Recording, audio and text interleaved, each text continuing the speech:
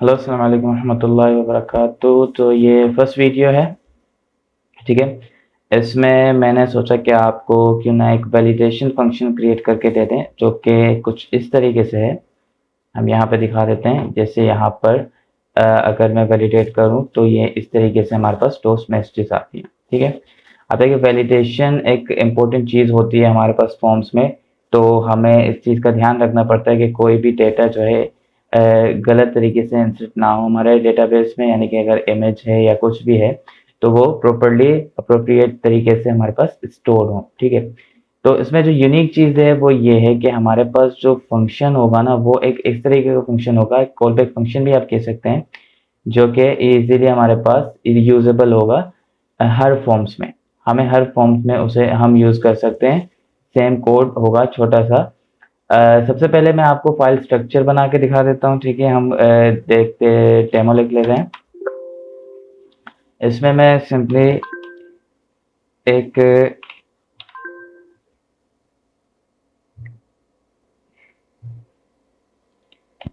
इसमें मैं एक डायरेक्टरी बना देता हूँ एसिड का, और उसके साथ जेस, ठीक है। सॉरी, एसिड का फाइल एसिड, ठीक है, सीडी एसिड कर देते हैं, और इसमें हम जेएस की फाइल क्रिएट कर देते हैं, ठीक है। ये दो चीज़ें हमने कर ली। अब यहाँ पर मैं सीएमडी ओपन कर देता हूँ और दोबारा कोड कर लेते हैं। अब देखें, जो टोस्टर है वो एक प्लगइन है जिसे हमें यहाँ पे डाउनलोड करना पड़ेगा। तो सबसे पहले हम टोस्टर को डाउनलोड करते हैं, ठीक है, और उसके साथ हम jQuery को भी इंस्टॉल कर देते हैं, डाउनलोड कर देते हैं, ठीक है। ये दो चीज़ें हम डाउनलोड कर लेते हैं।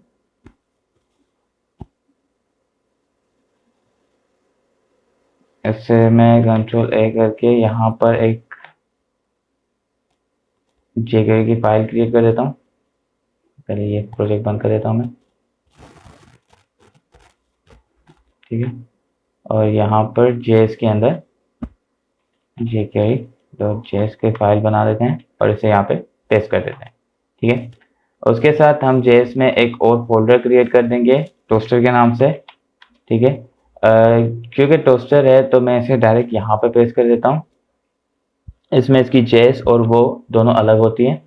यहाँ से आप इसे डाउनलोड कर सकते हैं या फिर इस गिटहब रिपोजिटरी से भी डाउनलोड कर सकते हैं। टोस्टर बाय कोड 7 पे जाएं, यहाँ पर जिप फाइल इसकी डाउनलोड करते हैं, ठीक है। यहाँ पर हमारे पास जिप फाइल जो है डाउनलोड होने को है और ये हो चुकी है। अब डाउनलोड्स पे चलते हैं और यहाँ से हम इसे एक्सट्रैक्ट कर देते हैं स्टोर, क्योंकि ऑलरेडी मैंने किया हुआ है इसलिए यह ऑप्शन आ रहा था मेरे पास, ठीक है। यहाँ से सिर्फ आपने बिल्ड में जाना है।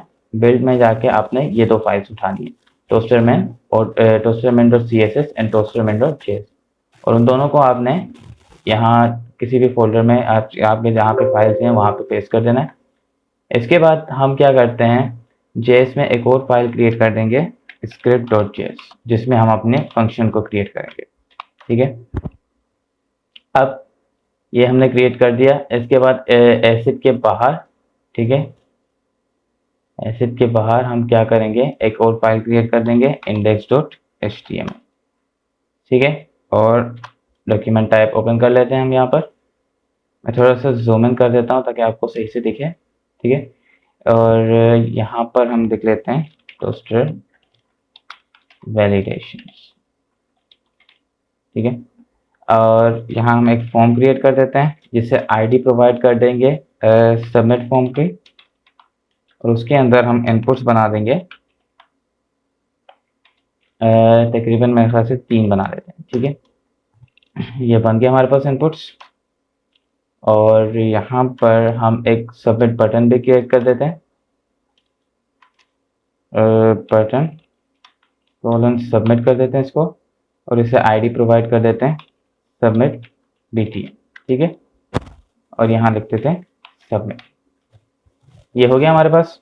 मैं यूआई पे भी काम नहीं करूँगा, मैं सिंपल आपको फंक्शन बताऊँगा, आप उसे अपने यूआई में इम्प्लीमेंट कर सकते हैं। हमारे पास फर्स्ट चीज़ जो जाएगी वो जाएगी हमारे पास नेम, जिसकी जो कि होगी हमारे पास इनपुट नेम रख देता हूँ मैं इसे नेम, ठीक है, यूज़र नेम रख देते हैं, ठीक है। और दूसरी हमारी ईमेल टाइप होगी, इसको हम नेम आसान कर देते हैं ईमेल। और तीसरी हमारे पास आ जाएगी पासवर्ड। इनको क्लासेस भी दे देते हैं हम लोग। यूजर नेम सेम चीज कॉपी कर लेता हूं मैं, ऐसे ईमेल कर देता हूं और इसके बाद ऐसे पासवर्ड कर देता हूं। ठीक है, ये तीन चीजें हैं हमारे पास। अब इस पेज को हम ओपन कर देते हैं, एक्शन को अभी रहने देते हैं और इस पेज को यहाँ पर ओपन कर देते हैं। ठीक है, अब देखें यहाँ पे मेरी फॉर्म सबमिट हो रही है विदाउट वैलिडेशन, मेरे वैल्यूज नल जा रही हैं। अब एक यूजर है, अब हम अगर मैं सर्वर साइड लैंग्वेज की बात करूँ, लारा वैली या पीएचपी की, तो वहाँ पर एक यूजर अगर लॉगिन करता है या कुछ भी रजिस्ट्रेशन करता है तो यहाँ पर एरर आ जाएगा क्योंकि उसे डेटा नहीं मिला। या हम क्लाइंट साइड से जेएस से भी एपीआई के थ्रू अगर काम कर रहे हैं या रिएक्ट वगैरह पे भी, तो हमारे पास इन फील्ड्स को फिल होना मैंडेटरी होगा। ठीक है, इनका रिक्वायर्ड है कि ये फील्ड हो। तो उसके लिए हम क्या करेंगे, हम रिक्वायर्ड फील्ड भी लगा सकते हैं यहाँ पे डायरेक्ट। ठीक है, लेकिन हम टोस्टर वैलिडेशंस का यूज कर रहे हैं, तो उसके लिए मैं यहाँ क्या करूँगा, एक स्क्रिप्ट एक खोलूंगा। सबसे पहले मैं जो है एसिड से jQuery को इम्प्लीमेंट करूंगा। क्यों? क्योंकि टोस्टर जो है वो विदाउट jQuery रन नहीं होगी, तो मुझे सबसे पहले jQuery को रन करना पड़ेगा, उसके बाद में जो है एसिड में जाके टोस्टर को उसकी main.js को रन कर सकता हूँ। देन उसके बाद हमारी स्क्रिप्ट की फाइल। ठीक है, और एसिड जेएस एंड स्क्रिप्ट की फाइल ये इस तरीके से चलेगी। सबसे पहले हमारी jQuery इंप्लीमेंट होगी, उसके बाद टोस्टर, देन उसके बाद स्क्रिप्ट। क्योंकि हमारा जो डॉक्यूमेंट है वो 1 से स्टार्ट होकर 90 तक जाता है, यानी कि अबव टू लास्ट जाता है, अबव टू बॉटम जाता है। ये ऐसा नहीं है कि आप कहीं पे भी इस लिंक को पेस्ट कर दें तो वो रन करेगी, ऐसा नहीं होता। ठीक है, सेकेंड चीज हमारे पास लिंक होगी टोस्टर की CSS। ठीक है, जेएस कर ली, अब CSS की पारी। अब ये चीजें तो हो गई। ठीक है, यहां पर मैं स्क्रिप्ट में आता हूं और यहां पे हम क्या करते हैं, डॉक्यूमेंट रेडी का फंक्शन रन करते हैं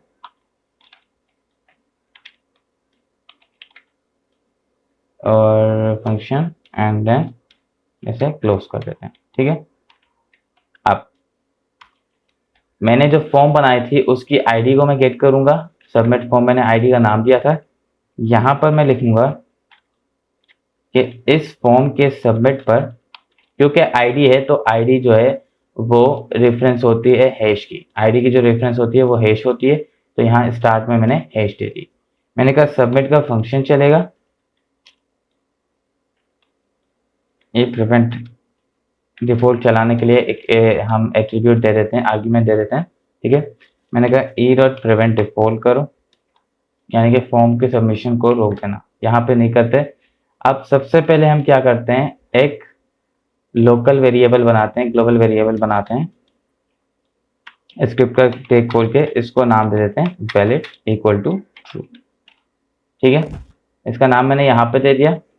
अब उसके बाद मैं यहाँ पे क्या रखूंगा, यहाँ पे मैं लिखूंगा हमारे पास क्या होगा कि हमने कहा इफ हमारे पास जो आईडी यूजर नेम है, यानी कि इनपुट आई यूजर नेम है, अगर उसकी वैल्यू एम्प्टी स्ट्रिंग हो, यानी कि उसकी वैल्यू नल तो नहीं कह सकते, इसको एम्प्टी स्ट्रिंग कहते हैं। ठीक है, तो हमारे पास क्या करे, ई प्रिवेंट डिफॉल्ट चले, फॉर्म सबमिट रुक जाए, जो भी काम हो रहा है वो रुक जाए। उसके बाद टोस्टर का यूज इस तरह करना है आपने, टोस्टर डॉट एरर, अगर एरर है तो एरर के लिए एरर यूज होगा।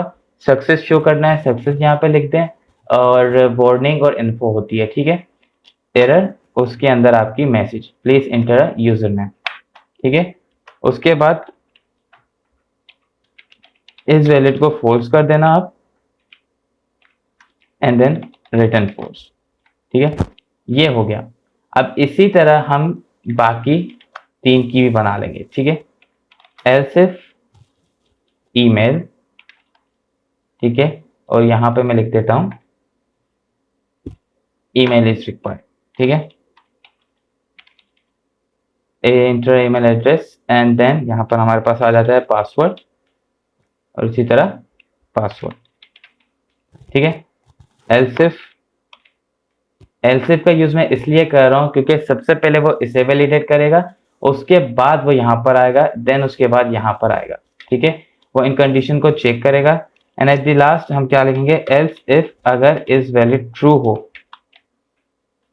तो यहाँ पर हम कोई भी एक्शन परफॉर्म कर सकते हैं, जैसे फॉर्म को सबमिट कर देना या कोई एजेक्स चला देना या कुछ भी आपकी मर्जी है। मैं यहाँ पे सिंपल टोस्टर लिख देता हूँ सक्सेस का और यहाँ कहते हैं your form has been submitted successfully. ठीक है, ये मैंने क्लोज कर दिया और यहाँ पर मैंने दे दिया ए प्रिवेंटिव ताकि मैसेज हमारे पास शो हो, पेज रिफ्रेश ना। ठीक है, यानी कि यहाँ पर ये हो चुका है हमारे पास। अब रिफ्रेश करता हूँ मैं और देखें ये हमारे पास आ रहा है प्लीज एंटर यूजर नेम। अगर मैं यूजर नेम फिल करता हूँ देन वो ईमेल मांगेगा। ठीक है, एंड देन पासवर्ड। ठीक है, और यहाँ मैंने किया तो ये डन हो गया। अच्छा, इस वैलिड हमारे पास यहाँ पर वर्क नहीं किया इसने, var is valid E prevent default toaster success. Okay, जो भी है यहाँ पर इसे काम करना चाहिए था। मैं इस तरीके से टोस्टर को यूज कर लेता हूँ इफ इज वैलिड। ठीक है, तो हमारे पास क्या हो, ये रन हो जाए। ठीक है, your form has been submitted successfully. अब जो मेन चीज है वो ये है कि अभी तो मेरे पास 3 फील्ड्स हैं, लेकिन अगर मेरे पास सपोज 20 फील्ड्स हों या 30 फील्ड्स हों तो मैं इतने सारे इफ के अगर मैं कंडीशंस बनाता रहूं इस तरीके से तो मेरे पास जो कोड होगा वो काफ़ी ज़्यादा हो जाएगा। ठीक है, इतना ज़्यादा कोड हो जाएगा मेरे पास। तो इस चीज़ को प्रिवेंट करने के लिए मैं क्या करूँगा, एक क्लस्टर्ड फंक्शन क्रिएट करूँगा या फिर एक नेस्टेड लूप का फंक्शन क्रिएट करूँगा। नेस्टेड लूप नहीं कह सकते, एक लूप का फंक्शन यूज़ करेंगे हम। ठीक है, ईच जो कि हम यूज़ करेंगे उसके थ्रू हम क्या करेंगे, एक ही फंक्शन में हम सारे इनपुट्स को ऑटोमेटिकली जो है वो वैलिडेट करेंगे। उसके लिए करना क्या है, हम ये सब हटा देते हैं अभी। ठीक है, और यहाँ पर इस फाइल को, ठीक है, इसको हम कॉपी कर देते हैं यहाँ से एंड देन यहाँ पर आते हैं और यहाँ पर मैं क्या करूँगा, इसे पेस्ट कर दूंगा। ठीक है, और यहाँ मैं लिख देता हूँ $document.ready फंक्शन या फिर हम इसे रहने देते हैं यहाँ पर वहीं पर। ठीक है, और यहाँ पर एक और फाइल क्रिएट कर देते हैं जिसे हम नाम दे देते हैं जेएस के अंदर functions.js। ठीक है, क्योंकि इसमें हम आगे जाके और भी काम करने वाले हैं इसलिए मैंने इसे ये नाम दिया। अभी मैं लिखता हूँ फंक्शन वैलिडेट जिसमें हम फॉर्म की आईडी लेंगे और ई प्रिवेंट लेंगे। ठीक है, ये 2 चीज़ें हम लेंगे पैरामीटर्स में और इसे क्लोज कर देंगे। अब मैं क्या करूँगा, मैं सर्च करूँगा इनपुट्स। ठीक है, मैंने कहा डॉक्यूमेंट फाइंड, क्या फाइंड करो, हैशटैग प्लस फॉर्म आईडी को फाइंड करो। ठीक है, जो फॉर्म आईडी के उसको फाइंड करो, उसके अंदर फाइंड करो हमारे पास एक इनपुट को हम क्लास दे देते हैं, इनको इनपुट्स क्लास दे देते हैं। यहाँ पर मैं यूज करूंगा एक कस्टम एट्रीब्यूट। ठीक है, एक कस्टम एट्रीब्यूट हम यूज करेंगे इनपुट्स के अंदर। क्या होते हैं वो मैं आपको आगे बताऊंगा, जब हम इंडेक्स और एचटीएमएल में भी जाएंगे वहां पे आपको समझ आ जाएगी। तो यहाँ पे मैं टाइप लगा देता हूँ, मैंने कहा वो इनपुट्स सेलेक्ट करो जिनके अंदर डेटा टाइप का एट्रीब्यूट होगा और उसकी वैल्यू होगी रिक्वायर्ड। ठीक है, ये हो गया हमारे पास। अब मैंने कहा इनपुट्स में लूप चलाओ, कौन सा, ईच का। जितने भी इनपुट्स हैं उन सबको आइटरेट करो और अगर किसी भी आइट्रेशन में जितने भी इनपुट ये आएंगे उनमें से कोई भी अगर उसकी वैल्यू नल हुई और की कंडीशन अनडिफाइंड हुई या फिर उसकी वैल्यू क्या हुई, नल, इन तीनों कंडीशंस में इफ को चलाओ, तीनों में से कोई भी कंडीशन ट्रू हुई तो इफ को चलाओ। इफ को चलाने से पहले ई प्रिवेंट डिफॉल्ट कर दो, देन उसके बाद टोस्टर चलाओ एरर का। उसमें क्या करो, हम यूज करेंगे $this डॉट, अब दोबारा एट्रीब्यूट हम यूज करेंगे, कस्टम एट्रीब्यूट है हमारे पास डेटा नेम का, ठीक है। उसकी जो भी वैल्यू होगी उसके साथ स्पेस इज रिक्वायर्ड दे दो, ठीक है। ये मैसेज शो कर दो। इस वैलिड को फोर्स कर दो और रिटर्न फोर्स कर दो, ठीक है। ये थी कंडीशन। यहाँ पर हमारे फंक्शन क्या हो जाएगा, डन। ये फंक्शन हमारा। अब इसमें हमें और कुछ नहीं करना। इसमें होगा क्या, वो इनपुट्स को ढूंढेगा इस फॉर्म के अंदर, जो हम आईडी प्रोवाइड करेंगे जिस फॉर्म की, उसके अंदर जितने भी इनपुट्स डॉट क्लास वाले होंगे ना, इनपुट जिनकी क्लास इनपुट्स होगी और उन पर डेटा टाइप रिक्वायर्ड लगा होगा, तो वो उन सबको इसमें स्टोर करेगा। और फिर यहाँ ईच से हम आइट्रेट करेंगे, जितने भी इनपुट्स हैं उनको चेक करेंगे कि अगर उनमें से किसी भी एक में, ये तीनों में से कोई भी कंडीशन ट्रू हुई तो वो हमें ये मैसेज शो कर दे, ठीक है। अब मैं क्या करता हूँ, यहाँ पे चलता हूँ और यहाँ पर हम क्या करते हैं, इनपुट्स को क्लास दे देते हैं सेम। मैंने इसको दे दिया इनपुट्स। आप कोई भी क्लास दे सकते हैं, आप फॉर्म कंट्रोल से भी उठा सकते हैं अगर आप बूटस्ट्रैप यूज कर रहे हैं, ठीक है। तो ये तीन चीजें मैंने लगा दी। अब यहाँ पर हम क्या लगाएंगे, अपने पास कस्टम एट्रीब्यूट्स। यहाँ पर मैंने कस्टम एट्रीब्यूट पहला दे दिया टाइप का, जिसकी वैल्यू मैंने रख ली रिक्वायर्ड। देन डेटा नेम में हम क्या करेंगे, फील्ड का नाम लिखेंगे। आप कुछ भी लिख सकते हैं, यूजर नेम, इस तरीके से मैंने लिख दिया, ठीक है। किसी भी तरीके डेटा नेम में आप कोई भी नाम दे सकते हैं, आपकी मर्जी है। दूसरा मैंने रखा डेटा टाइप, इसको भी मैंने कहा रिक्वायर्ड है, ठीक है। मैंने कहा रिक्वायर्ड है ये भी। एंड देन मैंने क्या कहा, डेटा नेम्स का क्या होगा, user email address, user email, ठीक है। और थर्ड हमारे पास क्या होगी, डेटा टाइप, और इसको हम दे देते हैं रिक्वायर्ड, इसको भी रिक्वायर्ड कर देते हैं। और उसकी डेटा नेम क्या कहते हैं, यूजर पासवर्ड, ठीक है। एक और क्रिएट कर देते हैं और इसे हम कर देते हैं इनपुट, पासवर्ड नहीं करते, हम टेक्स्ट एरिया रख देते हैं, ठीक है। चूंकि हम हर किस्म के इनपुट्स को वैलिडेट करना चाहते हैं, हम ईमेल्स को भी मतलब सेलेक्ट्स को भी करना चाहते हैं, हम टेक्स्ट एरियाज को भी करना चाहते हैं, हम इनपुट्स को भी करना चाहते हैं। तो मैं सेम चीज यहाँ पे करूंगा, class inputs, data type required होगी हमारे पास, एंड डेटा नेम क्या होगी, user description, user about information, ठीक है। इंफॉर्मेशन कर देते हैं इसको। ये चीजें हो गई हमारे पास। अब नेम क्या होगा हमारे पास, इसको हम रहने देते हैं, ठीक है। ये सारी चीजें हैं, ठीक है। अब यहाँ पर मैं क्या करूंगा, इस फंक्शन को कॉल करूंगा script.js से पहले। यहाँ पर मैंने कहा script.js, फंक्शन को मैंने कॉल कर दिया, फंक्शन को मैंने यहाँ पे कॉल कर दिया। अब script.js में मैं क्या करूंगा, यहाँ पर सिंपली मैं लिखूंगा वैलिडेट, जो मेरा फंक्शन है, और यहाँ पे मैं फॉर्म की आईडी दूंगा विदाउट फॉर्म, और यहाँ पर बस ई डाल दूंगा, ठीक है। बस इतना सा काम करना है मुझे हर फॉर्म में। यहाँ रिफ्रेश करता हूँ मैं इसे और सबमिट करता हूँ, देखें इसने ऑटोमेटिकली गेट कर दिया हमारे पास।